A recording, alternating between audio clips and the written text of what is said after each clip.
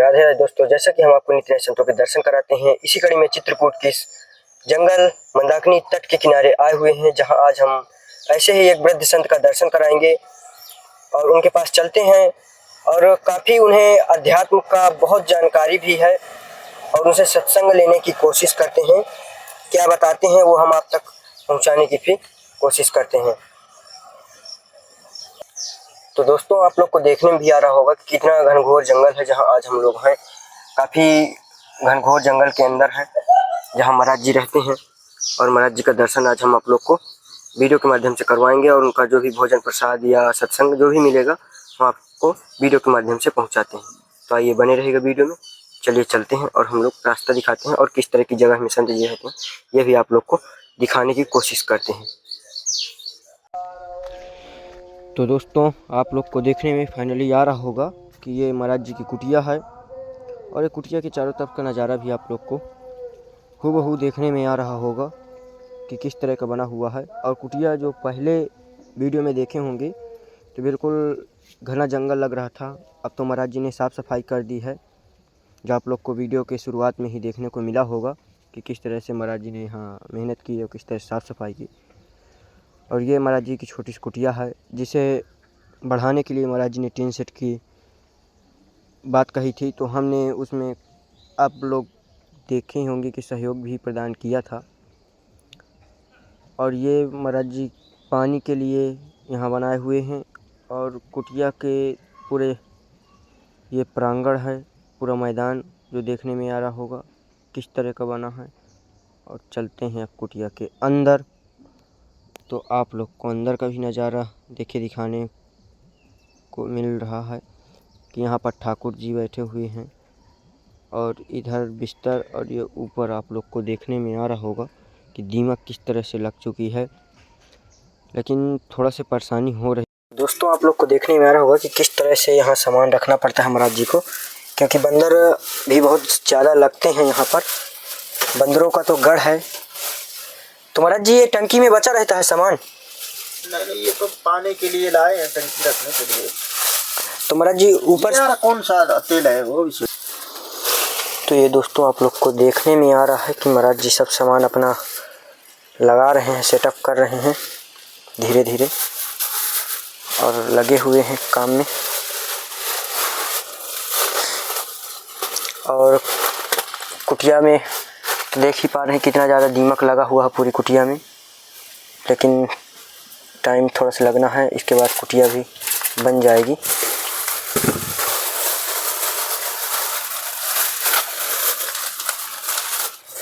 महाराज जी, जय श्री राम। जय श्री राम। आशीर्वाद दीजिए। तो दोस्तों, आप लोग देख पा रहे होंगे कि आज महाराज जी के पास हैं।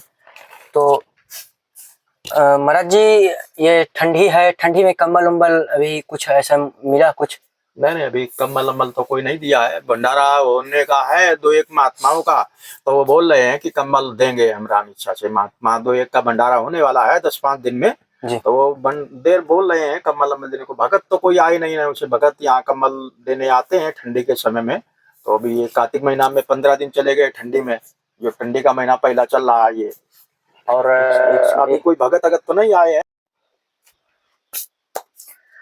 तो महाराज जी,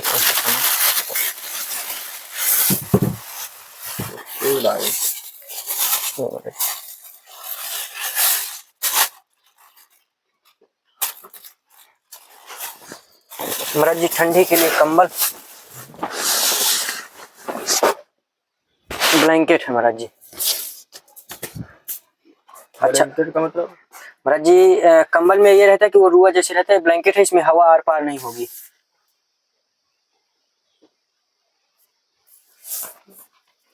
ठंडी में महाराज जी अभी आए नहीं था ना, मिला था कोई अभी कोई ठंडा ठंडी मिलने को है। और महाराज जी स्वेटर वेटर पहनते हैं? नहीं स्वेटर नहीं स्वेटर लाए हो क्या? नहीं, स्वेटर यही था कि अगर पहने तो फिर हमारे पास रखा है ये है। और महाराज जी टार्च वार्च की आवश्यकता? हाँ टार्च हो तो बढ़िया है यार, टार्च अगर होए, टार्च तो है सोलर वाली है महाराज जी, जैसे सोलर लाइट होती है। हाँ भले टार्च जैसे महाराज जी टार्च ये है ना, पर ये गड़बड़ है ना, पानी में गिर गया था ना रात में, तो जलता है ना, पर दिक्कत आ जाती है वहाँ। कभी कभी रात में जाता हूँ तो दिक्कत आ जाती है। ये महाराज जी सोलर लाइट है, ये भगत जी ने ही भेजवाए हैं। जो महाराज जी ये क्या है कि सोलर से चार्ज होती है।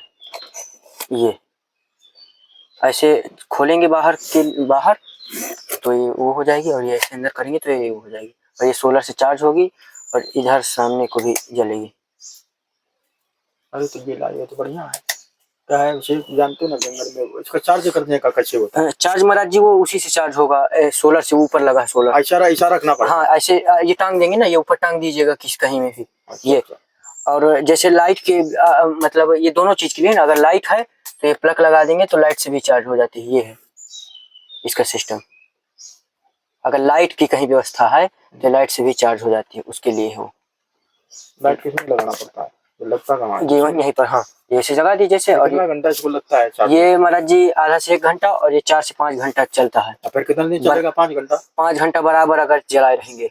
नहीं 5 घंटा मतलब ये चार्ज सोलर में कितने घंटा हो जाता है? ये तो आधा 1 घंटा में चार्ज हो जाएगा। फिर चलेगा कितना? 4-5 घंटा बराबर अगर जलाए रहेंगे, लगातार अगर जलाते रहेंगे। चलो ले आए हो तो ठीक है। अगर आवश्यकता है आपको? नहीं वो सकता क्या, जंगल में जानते हो ना सारा तमाम तरह का बवाल होता है ना जंगल में, तो नहीं आए हो तो ठीक महाराज जी, तो आप रख लीजिए इसे, ये डिब्बा जिसमें आप पैक कर लीजिए।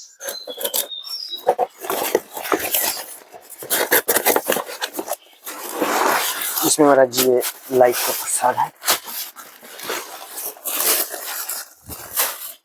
नीचे महाराज जी दाल,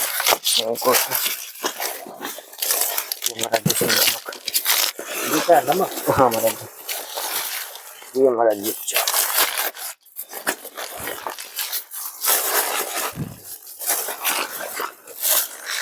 ये महाराज जी आटा।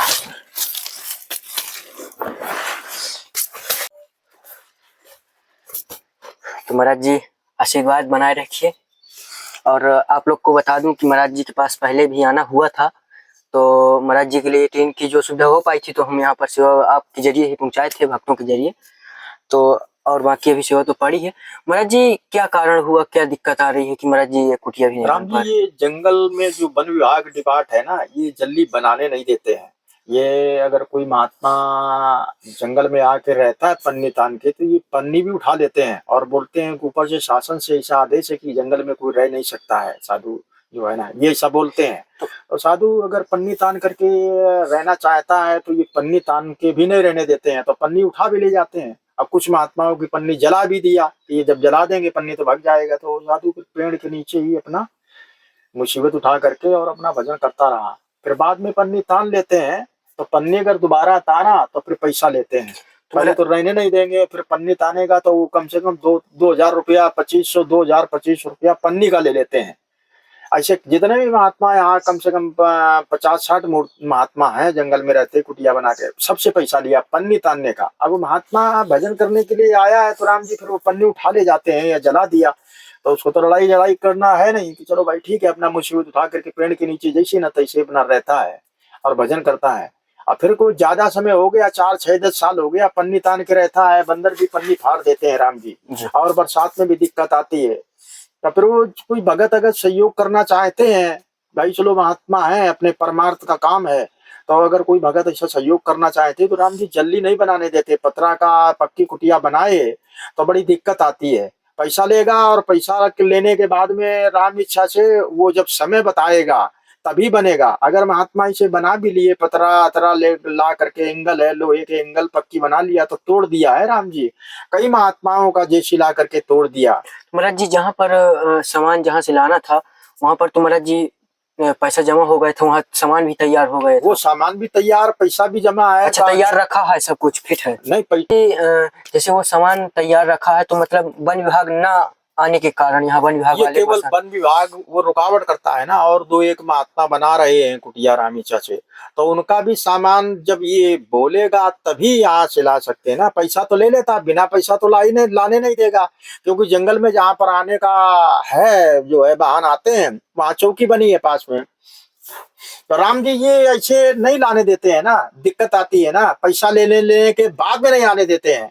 वो तो सब पैसा लेने के एक को पैसा दे दिए मान लो, तो दूसरा कहता नहीं भाई जंगल में नहीं जाने देंगे, हमारा नौकरी चला जाएगा। इनमें चौकी में एक नहीं है, 4-5 है ना सब जो है ना। तो राम जी उसमें अगर एक बोल भी दिया तो दूसरा एक अटैक करता है कि नहीं जाने देंगे।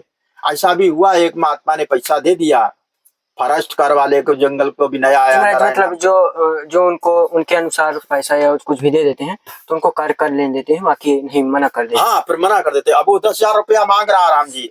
अब उसने पहले 5,000 रुपया दे दिया था, तो बोले गाड़ी ले जाना। और 5,000 रुपया ले लिया, अब मांगता है कि नहीं, दूसरा कहता है कि नहीं, हम अगर 5,000 रुपया इसको दिया है तो 10,000 रुपया दो, रेंजर ने बोला है कि तभी सामान जाने देना।